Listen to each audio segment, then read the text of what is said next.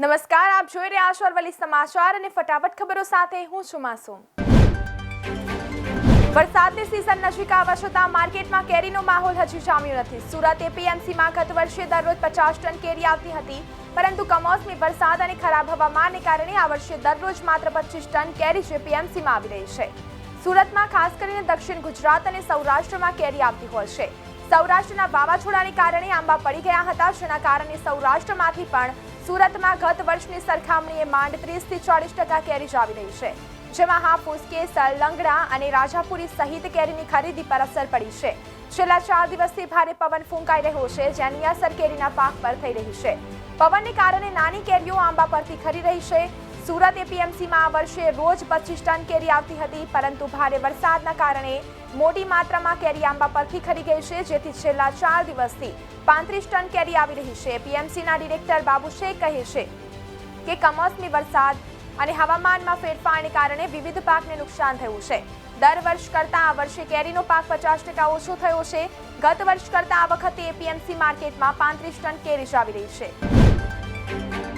દરિયાઈ પવનો થોડા નબળા પડતા ગરમીનું જોર વધ્યું છે, જેના પગલે શહેરના મહત્તમ તાપમાનમાં 1 ડિગ્રીનો વધારો થઈ પારો 35 ડિગ્રીને પાર થયો છે। પારો ઉપર જવાના કારણે બપોરે ગરમીનું પ્રમાણ વધ્યું હતું। બીજી તરફ શહેરમાં દિવસભર આંશિક વાદળછાયું વાતાવરણ રહ્યું હતું। આગામી 2 દિવસ વાદળછાયું વાતાવરણ રહેવાની સંભાવના છે। સુરત સહિત દક્ષિણ ગુજરાતના કેટલાક વિસ્તારોમાં કમોસમી વરસાદની આગાહી છે। હવામાન વિભાગના જણાવ્યા અનુસાર મહત્તમ તાપમાન 35.1 ડિગ્રી અને લઘુત્તમ તાપમાન 28 ડિગ્રી નોંધાયું હતું। મંગળવારની સરખામણીમાં મહત્તમ તાપમાન 1 ડિગ્રીનો વધારો અને લઘુત્તમ તાપમાનમાં 0.4 ડિગ્રીનો ઘટાડો નોંધાયો છે। બુધવારે શહેરના વાતાવરણમાં સવારે ભેજનું પ્રમાણ 72% અને સાંજે 61% રહ્યું હતું।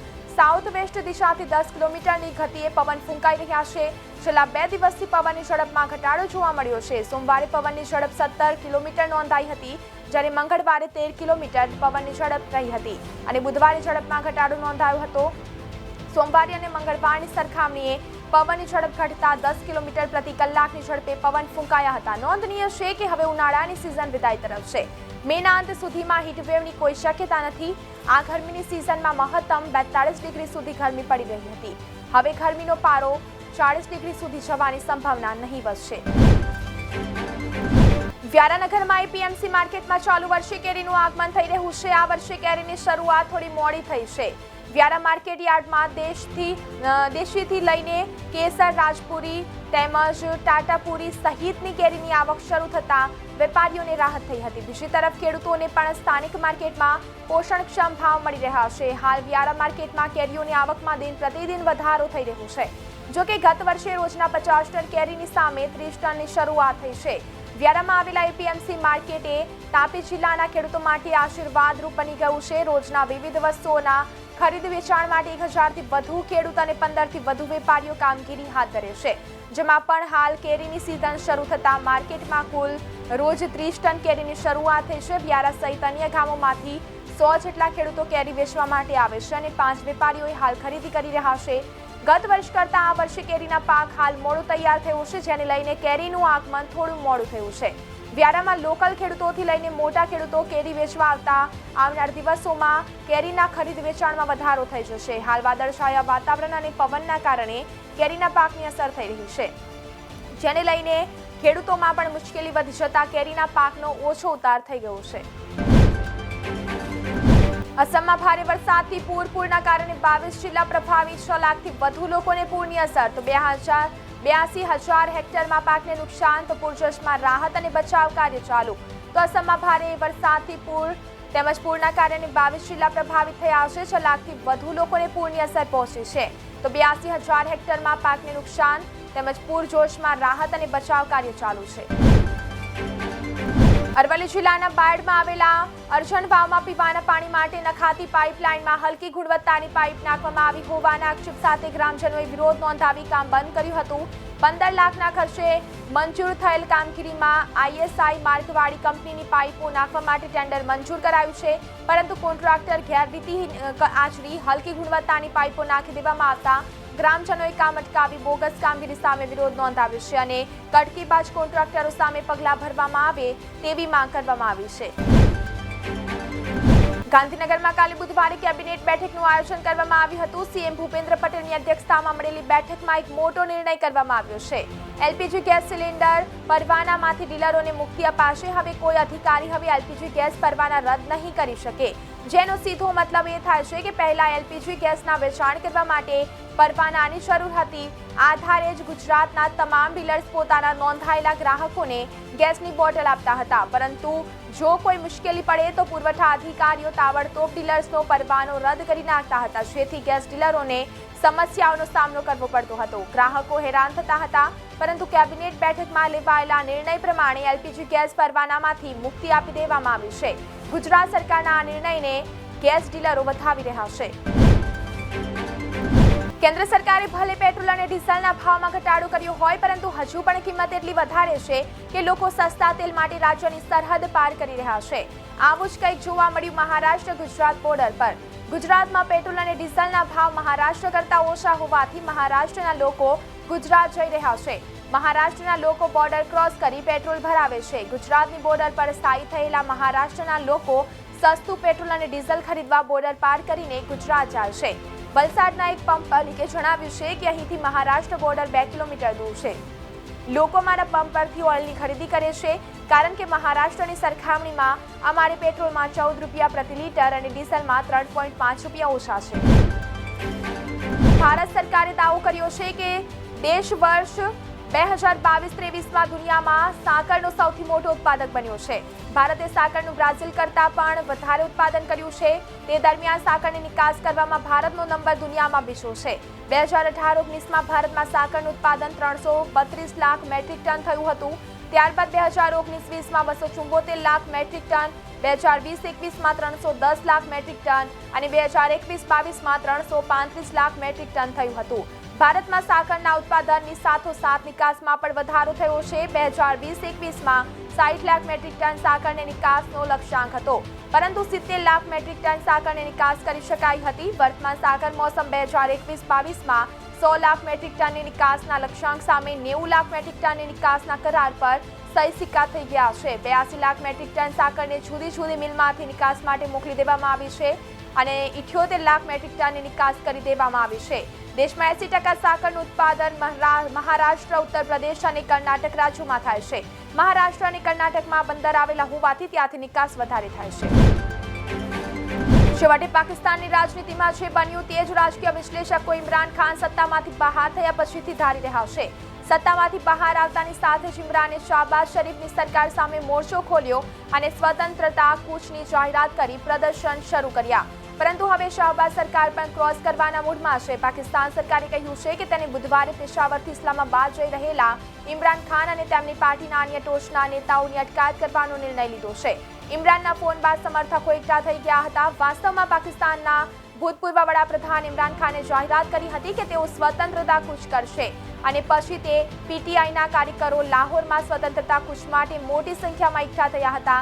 પીટીઆઈના લાહોર યુનિટે તેના કાર્યકરોને બત્તી ચોક ખાતે ભેગા થવા કહ્યું હતું, જ્યાંથી તેઓ ઇસ્લામાબાદ જવાના હતા। આ દરમિયાન પૂર્વ સંખ્યા મંત્રી હમ્માદ અઝહરે સોશિયલ મીડિયા પર જાહેરાત કરી છે કે તે બત્તી ચોક પહોંચી ગયો છે। કામગીરીને જોતા સરકાર કડક બની છે। મુખ્યમંત્રી ભૂપેન્દ્ર પટેલ ગુરુવાર તારીખ 26મી મે નર્મદા જિલ્લાના ડેડિયાપાડામાં વનબંધુઓના વાસનું વિનામૂલ્યે વિતરણ અને વાસ આધારિત 4 કૌશલ્યવર્ધન કેન્દ્રના લોકાર્પણ કર્યું। ડેડિયાપાડાના ખાતે ગુરુવારે સવારે 10 કલાકે યોજાનારા કાર્યક્રમમાં વનમંત્રી કિરીટસિંહ રાણા તથા રાજ્યમંત્રી જગદીશ વિશ્વકર્મા અને પદાધિકારીઓ, વરિષ્ઠ અધિકારીઓ પણ સહભાગી થવાના છે। આદિવાસીઓને ગુજરાત સરકારની ભેટ રાજ્યના વન વિસ્તારો, આદિજાતિ વિસ્તારોમાં વસવાટ કરતા લોકોને કૌશલ્ય સંવર્ધન તાલીમથી સજ્જ કરીને વાસ વિકાસ કેન્દ્રોમાં તૈયાર થતી બનાવટો, ચીજવસ્તુઓને દેશ વિદેશના બજારો સુધી પહોંચાડવાનો નૂતન પ્રયત્ન વન વિભાગે હાથ ધર્યો છે।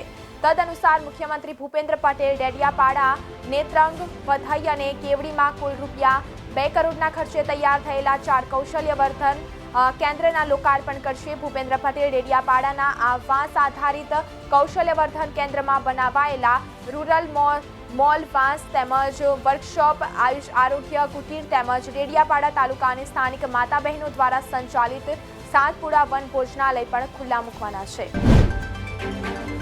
એક અથવા બીજા કારણથી હંમેશા વિવાદોમાં રહેલી સુરતની વીર નર્મદ દક્ષિણ ગુજરાત યુનિવર્સિટી ફરી એક વખત ચર્ચામાં આવી છે, કારણ કે આવકના સાધનો વધારવા હવે યુનિવર્સિટીએ વિદ્યાર્થીઓને આપવામાં આવતી પદવીના પ્રમાણપત્રોની ફીમાં વધારો કરવાનો નિર્ણય કર્યો છે. યુનિવર્સિટી દ્વારા પહેલા જે 225 રૂપિયા ફી લઈને જે પદવી ઘર સુધી પહોંચાડવામાં આવતી હતી, તેમાં હવે અઢી ગણાથી પણ વધુ વધારો કરીને 600 રૂપિયા કરી દેવામાં આવ્યો છે. વીર નર્મદ દક્ષિણ ગુજરાત યુનિવર્સિટી દ્વારા પદવી પ્રમાણપત્રની ફીમાં વધારો કરવામાં આવ્યો છે, જેને પગલે સેનેટ સભ્ય ભાવેશ રબારી દ્વારા વિદ્યાર્થી હિતમાં પદવી પ્રમાણપત્રની ફી ઓછી કરવા રજૂઆત કરી હતી. વીર નર્મદ દક્ષિણ ગુજરાત યુનિવર્સિટી વિદ્યાર્થીઓને આપવામાં આવતી પદવી પ્રમાણપત્રોની વીમા સહિત અને ફોલ્ડર સહિતના નામે ખોટી રીતે વધારાની ફી ઉઘરાવવાનું બંધ કરે તેવી જણાવી સેનેટ સભ્ય ડોક્ટર ભાવેશ રબારીએ કુલપતિ અને કાર્યકારી કુલ સચિવને આવેદનપત્ર પાઠવ્યું હતું.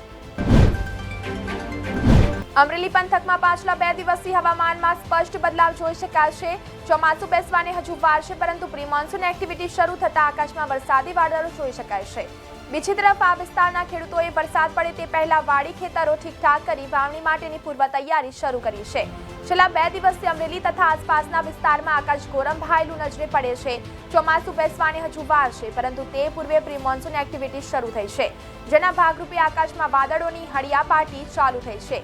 અમરેલીમાં સવારથી જ આકાશમાં છૂટાછવાયા વાદળો નજરે પડ્યા હતા. દિવસ દરમિયાન વાદળોની આવન જાવન ચાલુ રહી હતી. બપોરના સમયે છૂટોછવાયો વરસાદ તૂટી પડે તેવા વાદળો પણ જોવા મળ્યા હતા. જોકે વરસાદ પડ્યો ન હતો. આસપાસના સાવરકુંડલા, ખાંભા, ધારી, બાબરા તેમજ લાઠી પંથકમાં પણ આ પ્રકારનું વાતાવરણ જોવા મળી રહ્યું છે. વાદળો આવવાની સાથે સાથે તાપમાનમાં ઘટાડો થયો છે અને બફારો વધ્યો છે. છેલ્લા સપ્તાહમાં અહીં તાપમાન 42 ડિગ્રી કરતાં વધુ હતું, પરંતુ હવે તે 2 દિવસથી મહત્તમ તાપમાન 38 થી 39 ડિગ્રી તાપમાન રહે છે. 4 થી 5 ડિગ્રીના ઘટાડાએ લોકોને ગરમીમાંથી રાહત આપી છે. તો બીજી તરફ ખેડૂતોએ વરસાદ પડવાનું શરૂ થાય તે પહેલા વાડી ખેતરો ઠીકઠાક કરવાનું શરૂ કરી દીધું છે. જમીનમાં હળ હાંકી દીધા છે. શેઢા પાડા પણ ઠીકઠાક કર્યા છે. એટલું જ નહીં, ખેડૂતોએ બિયારણ અને ખાતરની ખરીદી પણ શરૂ કરી દીધી છે. રાજસ્થાનમાં સક્રિય થયેલા સાયક્લોનિક સર્ક્યુલેશનનો ટ્રફ દક્ષિણ પશ્ચિમી રાજસ્થાનથી લઈને ઉત્તર પૂર્વીય અરબી સમુદ્ર સુધી લંબાયો છે, જેને કારણે આગામી 3 દિવસ દરમિયાન અમદાવાદ સહિત રાજ્યમાં પવનો સાથે વરસાદ પડવાની શક્યતા છે. એવામાં દરિયાકાંઠાના વિસ્તારોમાં માછીમારોને 25 થી 29 મે દરમિયાન દરિયો ન ખેડવાની સૂચના આપવામાં આવી છે. હવામાન વિભાગ મુજબ ગુજરાતના જખૌ, માંડલી, મુન્દ્રા, નવાકંડલા, નવલખી, જામનગર, સલાયા, ઓખા તથા પોરબંદરના દરિયાકાંઠે 27 થી 29 મે 2022 દરમિયાન 40 થી 50 કિલોમીટરની ઝડપે પવન ફૂંકાઈ શકે છે, જે 60 કિલોમીટર સુધી પણ પહોંચી શકે છે. એવામાં માછીમારોને આ સમય દરમિયાન દરિયો ખેડવા ન જવા માટેની ચેતવણી આપવામાં આવી છે. રાજ્યભરમાં મંગળવારે તેજ પવનો સાથે કેટલાક વિસ્તારોમાં વરસાદના ઝાપટા નોંધાયા હતા, જેના કારણે અમદાવાદ, સુરેન્દ્રનગર તથા ઉત્તર ગુજરાતના કેટલાક સ્થળોએ બાદ કરતા મોટાભાગના શહેરોમાં 40 ડિગ્રીથી નીચું તાપમાન નોંધાયું હતું. દક્ષિણ ગુજરાતમાં વાપી, વલસાડમાં તેજ પવનો સાથે ઝાપટા નોંધાયા હતા, જેના કારણે ગરમીમાં રાહત મળી હતી. જ્યારે રાજકોટમાં પણ અડધાથી 2 ઇંચ સુધી વરસાદ પડતા માત્ર 1 કલાકમાં તાપમાનમાં 10 ડિગ્રી સુધીનો ઘટાડો થયો હતો. વલસાડમાં મંગળવારે સવારે 8 થી 8:30 વાગ્યાના સુમારે ઝાપટા થતા વાતાવરણમાં ઠંડક પ્રસરી હતી. તેજ પવનના કારણે તિથલ બીચ પર સ્ટોલ્સના મંડપો પણ તૂટી પડ્યા હતા.